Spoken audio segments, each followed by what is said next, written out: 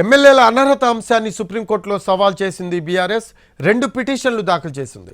7 ఎమ్మెల్యేల అనర్హతపై writ, 3 ఎమ్మెల్యేలపై SLP వేసింది BRS. Danam Nagender, Tellam Venkatrao, Kadiyam శ్రీహరిపై SLP వేసింది. ఎమ్మెల్యేల అనర్హతపై నిర్ణయం తీసుకునేలా స్పీకర్ను ఆదేశించాలని సుప్రీంను కోరింది బీఆర్ఎస్. ఢిల్లీలోని లీగల్ టీంతో మాజీ మంత్రి హరీష్ రావు చర్చలు జరిపారు. ఎమ్మెల్యేల అనర్హతపై నిర్ణయంలో స్పీకర్ జాప్యం చేయడంతో ముందుగా హైకోర్టును ఆశ్రయించింది గులాబీ పార్టీ. హైకోర్టు నిర్ణయాన్ని స్పీకర్కే వదిలేసింది. దీంతో సుప్రీంకోర్టులో తేల్చుకోవాలని భావిస్తోంది బీఆర్ఎస్.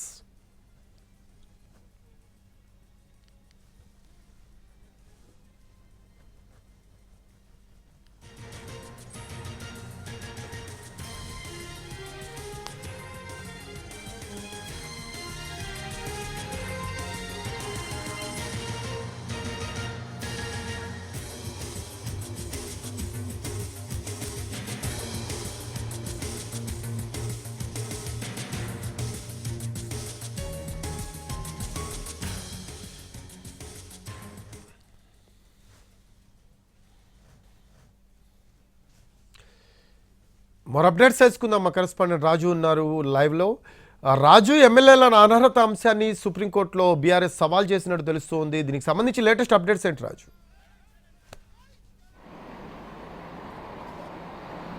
ఎస్ రఫీ, ఏదైతే తెలంగాణలో జరిగినటువంటి అసెంబ్లీ ఎన్నికల్లో ఎవరైతే బీఆర్ఎస్ బీఫామ్ మీద గెలిచినటువంటి వాళ్ళు కాంగ్రెస్ పార్టీలోకి చేరారంటూ ఇప్పటికే హైకోర్టును ఆశ్రయించారు బీఆర్ఎస్ పార్టీకి సంబంధించినటువంటి ఎమ్మెల్యేలు. అందులో పాడే కౌశిక్ రెడ్డితో పాటు ఏదైతే కేపీ వివేకానంద కూడా ఉన్నారు.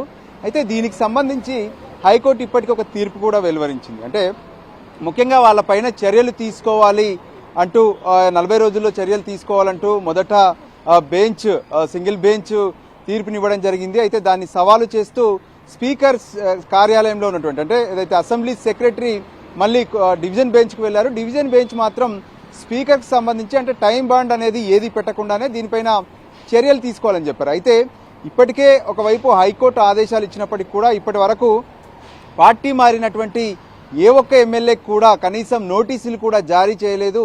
కావాలనే జాప్యం చేస్తున్నారనేటువంటి ఆరోపణ బీఆర్ఎస్ చేస్తున్నటువంటి పరిస్థితి కనిపిస్తుంది. అయితే ఈ విషయంలో గతంలో ఏవైతే సుప్రీంకోర్టులో ఉన్నటువంటి కొన్ని జడ్జిమెంట్లకు లింక్ చేస్తూ ఖచ్చితంగా ఏదైతే టైం బాండ్ అనేది ఉండాలి, ఆ టైం ఫిక్సేషన్ పెట్టడం ద్వారానే ఈ కేసు అనేది త్వరితగతిన తేలుతుందనే విషయం పైన సుప్రీంకోర్టును బీఆర్ఎస్ ఆశ్రయించింది. బీఆర్ఎస్ ఆశ్రయించినటువంటి ఈ పిటిషన్లను 2 పిటిషన్లు వేసిందని చెప్పుకోవచ్చు. అంటే తెలంగాణ హైకోర్టులో ఉన్నటువంటి పిటిషన్ ఏదైతే ఉందో ఆ పిటిషన్కి సంబంధించి ఇక్కడ రిట్ పిటిషన్ వేశారు. మరోపక్క ఇంకొక స్పెషల్ లీవ్ పిటిషన్ కూడా వేశారు. అంటే మొత్తం 10 మంది ఎమ్మెల్యేలు పార్టీ మారారు. సో ఈ 10 మంది ఎమ్మెల్యేల్లో మొదట మారినటువంటి 7 ఆ తర్వాత 3. సో వీళ్ళందరిపైన కూడా చర్యలు తీసుకోవాల్సినటువంటి అవసరం ఉంది. వాళ్ళు అనర్హతకు గురవుతారు. కానీ ఇప్పటి వరకు స్పీకర్ కానీ స్పీకర్ కార్యాలయం కానీ ఈ విషయంలో ఎటువంటి చర్యలు తీసుకోవట్లేదు. ఖచ్చితంగా సుప్రీంకోర్టు దీనికి సంబంధించి ఒక ఆదేశాలు జారీ చేయాలంటూ తమ ప్రేయర్లో పేర్కొన్నట్టుగా తెలుస్తుంది. ఈరోజు ఉదయమే మాజీ మంత్రి హరీష్ రావు కూడా ఢిల్లీకి వచ్చారు. ఢిల్లీలో ఉన్నటువంటి తమ లీగల్ టీంతో ప్రత్యేకంగా సంప్రదింపులు జరిపారు. ఆ తర్వాత తమ అడ్వకేట్ మోహిత్ రావు ద్వారా ప్రత్యేకంగా 2 పిటిషన్లను సుప్రీంకోర్టులో దాఖలు చేశారు. అయితే ఈ సుప్రీంకోర్టులో ఈ కేసు ఎప్పుడు లిస్ట్ అవుతుంది, ఎప్పుడు విచారణకు వస్తుంది అనేది మాత్రం ఇంకా క్లారిటీ లేదు. ఏదేమైనా ఈ కేసును త్వరితగతిన విచారణకు తీసుకొచ్చేందుకు కోర్టు ముందు కావాల్సినటువంటి స్పెషల్ మెన్షన్ కూడా చేస్తామని చెప్పి బీఆర్ఎస్ పార్టీ చెప్తున్నటువంటి పరిస్థితి కనిపిస్తుంది. అయితే ఒకవైపు అంటే పార్టీలో గెలిచారు, బీఆర్ఎస్ పార్టీలో గెలిచారు, బీఫామ్ మీద పోటీ చేశారు, కాంగ్రెస్ పార్టీలోకి వెళ్లారు. అయినప్పటికీ కూడా వాళ్ళపై చర్యలు తీసుకోవడం లేదనే విషయం పైన మాత్రమే తాము సుప్రీంకోర్టును ఆశ్రయించామని చెప్పి బీఆర్ఎస్ పార్టీకి సంబంధించినటువంటి ముఖ్య నేతలు స్పష్టం చేస్తున్నారు. Rafi, right, thanks for updates Raju. Right, అది మొత్తం 7 ఎమ్మెల్యేల అనర్హతపై రిట్టు, 3 ఎమ్మెల్యేలపై ఎస్ఎల్పీ వేసింది బీఆర్ఎస్ సుప్రీంకోర్టులో. తెల్లం వెంకట్రావు, కడియం శ్రీహరిపై ఎస్ఎల్పీ వేసింది.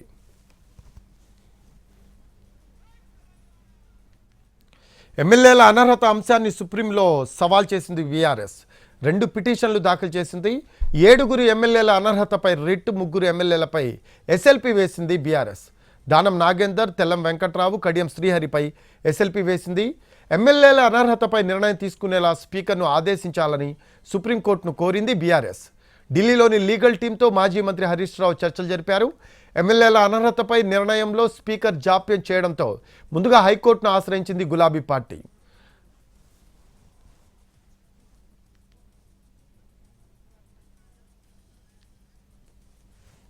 మోర్ అప్డేట్స్ తెలుసుకుందాం. మా కరెస్పాండెంట్ శర్మ ఉన్నారు.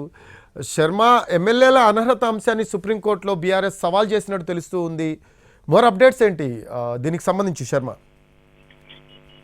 బీఆర్ఎస్ రివర్స్ అటాక్ మొదలు పెట్టింది. కాంగ్రెస్ పార్టీ ఈడీ ఈ ఫార్ములా ఈ కేసుకు సంబంధించి బీఆర్ఎస్ పార్టీని గందరగోళంలో నెట్టిన నేపథ్యంలో మరి కాంగ్రెస్ పార్టీని కూడా బీఆర్ఎస్ అదే టార్గెట్ చేసేటువంటి అంశాన్ని ఇప్పుడు తెరపై తీసుకొచ్చింది. నిన్న సాయంత్రం మాజీ మంత్రి హరీష్ రావు ఢిల్లీకి వెళ్లడంతోనే అనుమానాలు మొదలయ్యాయి. దానికి సంబంధించి ఏదో ఒక వ్యవహారం జరిపే అవకాశం ఉందని నిన్నటి నుంచే పుకార్లు మొదలయ్యాయి. ఇవాళ ఉదయం లీగల్ టీమ్ తో సంప్రదించిన తర్వాత హరీష్ రావు కానీ బీఆర్ఎస్ కు సంబంధించిన లీగల్ టీం కానీ ఒక నిర్ణయానికి వచ్చింది. అనర్హత అంశాన్ని తెరపైకి తీసుకొచ్చింది. కాంగ్రెస్ పార్టీలోకి వెళ్లినటువంటి బీఆర్ఎస్ లో గెలిచిన 10 మంది ఎమ్మెల్యేల పైన అనర్హత వేటు వేసే విధంగా చర్యలు తీసుకునే అంశాన్ని తెరపైకి తీసుకొచ్చింది. దానికి సంబంధించే తెలంగాణ హైకోర్టులో 2 దఫాలుగా 2 కోర్టుల్లో దీనికి సంబంధించినటువంటి విచారణ జరిగింది. మొదట single bench Vijay Sen Reddy bench దీనికి సంబంధించి ఒక ఉత్తర్వులు వెల్లడించింది.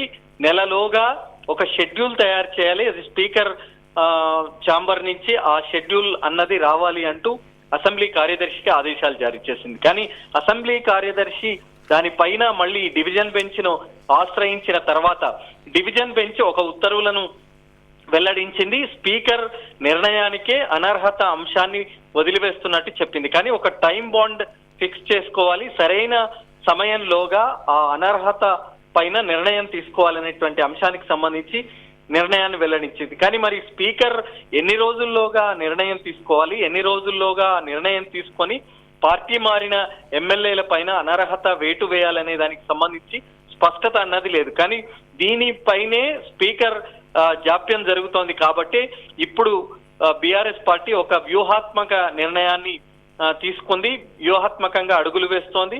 దాని నేపథ్యంలోనే ఈ హైకోర్టు ఇచ్చినటువంటి తీర్పును సుప్రీంకోర్టులో సవాల్ చేస్తుంది. హైకోర్టులో 3 ఎమ్మెల్యేలు పార్టీ మారిన 3 ఎమ్మెల్యేల పైన మాత్రమే అనర్హత వేటు వేయాలని ఇక్కడ హైకోర్టులో పిటిషన్ వేసింది. దానికి సంబంధించినటువంటి ఉత్తర్వులు మాత్రమే వెలువడ్డాయి. అందులో దానం నాగేందర్, కడియం శ్రీహరి, తెల్లం వెంకట్రావు ఈ 3 పైన వేటు వేయాలని హైకోర్టు ఇచ్చినటువంటి దానికి సంబంధించి ఇప్పుడు సుప్రీంకోర్టులో స్పెషల్ లీవ్ పిటిషన్ దాఖలైంది. ఇక 3తో పాటు మరో 7 కూడా బీఆర్ఎస్ నుంచి కాంగ్రెస్ లోకి వచ్చారు. మరి వారిపైన కూడా చర్యలు తీసుకోవాలని ఇప్పటికే స్పీకర్ దగ్గర పిటిషన్లు వేశారు. కేటీఆర్ కావచ్చు, జగదీశ్వర్ రెడ్డి, ఇలా 8 మంది బీఆర్ఎస్ కు సంబంధించినటువంటి ఎమ్మెల్యేలు స్పీకర్ దగ్గర పిటిషన్లు వేశారు. అవి పెండింగ్ లో ఉన్నాయి. మరి ఆ 7 పైన కూడా డిస్క్వాలిఫికేషన్ చేసే విధంగా, అనర్హత వేటు వేసే విధంగా చర్యలు తీసుకోవాలంటూ మరో రిట్ పిటిషన్ దాఖలైంది. ఎటు ఎస్ఎల్పి స్పెషల్ లీవ్ పిటిషన్ ఆ 3 పైన అది హైకోర్టు ఇచ్చినటువంటి తీర్పును సవాల్ చేస్తూ ఇప్పుడు ఫ్రెష్ గా రిట్ పిటిషన్ 7 పైన దాఖలైంది. కాబట్టి మరి ఈ 2 పిటిషన్లు వచ్చే వారం విచారణకు రానున్నాయి. కాబట్టి ఏ రకంగా ఉంటుందనేటువంటిది ఒకటి చూడాల్సి ఉంది. గతంలో సుప్రీంకోర్టు ఒక సందర్భంలో ఒక కేసుకు సంబంధించి 3 నెలల్లోపు నిర్ణయం తీసుకోవాలని స్పీకర్ ఆదేశించినట్టు ఒక సైటేషన్ ఉంది. మరి దాన్ని కూడా బీఆర్ఎస్ ఉదహరిస్తోంది.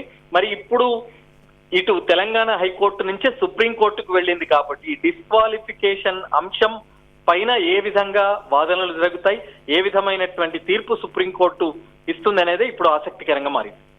రైట్ శర్మ, బీఆర్ఎస్ ఈ అనర్హత అంశం మీద ఎప్పటి నుంచో పోరాటం చేస్తున్న పరిస్థితి అయితే కనిపిస్తుంది. సుప్రీంలో ఏమన్నా ఊరట దక్కే అవకాశం ఉందంటారా శర్మ? అంటే కోర్టు ఇప్పుడు స్పీకర్ నిర్ణయానికి స్పీకర్ కోర్టులోనే హైకోర్టు బాల్ వదిలేసింది. ఆయన ఏ నిర్ణయం తీసుకుంటారనే దానికి సంబంధించి మాత్రమే అందరూ ఎదురు చూస్తున్న పరిస్థితి. మరి స్పీకర్ కు టైం బాండ్ అనేది ఫిక్స్ చేయలేదు. కేవలం సరైన సమయంలో ఆ నిర్ణయం డిస్క్వాలిఫికేషన్ పిటిషన్ల పైన నిర్ణయం తీసుకోవాలని హైకోర్టు చెప్పింది. కాబట్టి మరి ఆ టైం బాండ్ ఫిక్స్ చేయలేదు కాబట్టి అతను ఎప్పుడైనా తీసుకునేటువంటి అవకాశం ఉంటుంది. మరి అంతవరకు హైకోర్టు తీర్పు అన్నది ఉంది. మరి హైకోర్టు తీర్పుని ఇప్పుడు సుప్రీంకోర్టులో సవాల్ చేశారు కాబట్టి అదొక ఎస్ఎల్పి స్పెషల్ లీవ్ పిటిషన్, మరొకటి 7 మారినటువంటి ఎమ్మెల్యేలకు సంబంధించినటువంటి రిట్ పిటిషన్ ఉంది. మరి వాదనలు అటు ప్రభుత్వం తరపున గాని, స్పీకర్ తరపున గాని, ఇటు దాఖలు చేసిన పిటిషనర్ల తరపున గాని వాదనలు విన్న తర్వాత న్యాయస్థానం ఏ విధంగా రియాక్ట్ అవుతుంది అనేది మనం చూడాల్సి ఉంది. శర్మ, సడన్గా సుప్రీంకోర్టు అంశాన్ని తెర మీద తేవటాన్ని ఎలా చూడొచ్చు అంటారు శర్మ? ఎందుకంటే హైకోర్టు దీనికి సంబంధించి క్లారిఫికేషన్ కూడా ఇచ్చిన పరిస్థితి, స్పీకర్ నిర్ణయానికి వదిలేసింది. అయితే ఇప్పుడేమో సుప్రీంకి వెళ్ళిన పరిస్థితి, ఎలా చూడాలంటారు? రాష్ట్రంలో రాజకీయ గందరగోళం అన్నది చెలరేగుతోంది. ఈ ఫార్ములా ఈ కేసుకు సంబంధించి బీఆర్ఎస్ ను ఒక గందరగోళంలోకి కాంగ్రెస్ పార్టీ నెట్టింది.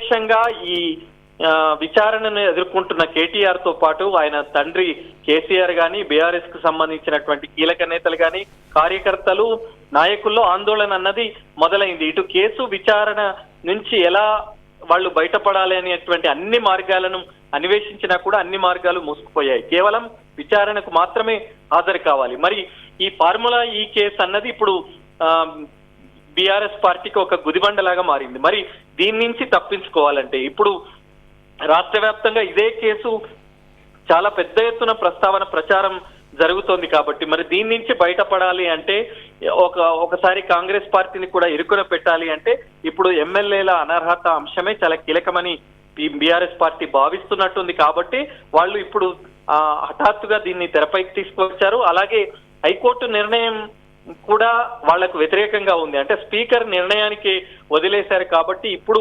సుప్రీంకోర్టు బెంచ్ మీదకి దీన్ని తీసుకువస్తే వాదనలు అక్కడ వింటే ఆ జరిగేటువంటి అంశం ఆధారంగా ఒకవేళ వాళ్ళకి తమకు అనుకూలంగా నిర్ణయం వస్తే కాంగ్రెస్ పార్టీని గట్టిగా ఇరుకున పెట్టొచ్చు అనేటువంటి ఒక రాజకీయ అంశంతోనే వాళ్ళు సుప్రీంకోర్టును ఆశ్రయించినట్టుగా తెలుస్తోంది. మరోవైపు మరి ఈ రకంగా వ్యవహరిస్తే గనక కాంగ్రెస్ పార్టీ గందరగోళంలో పడేటువంటి అవకాశం ఉంటుంది. మరి వీళ్ళంతా పార్టీ మారిన ఎమ్మెల్యేల్లో కూడా ఒక రకమైనటువంటి ఆందోళనను కలిగించేటువంటి అవకాశం ఉంటుందని బీఆర్ఎస్ భావిస్తున్నట్టు తెలుస్తోంది.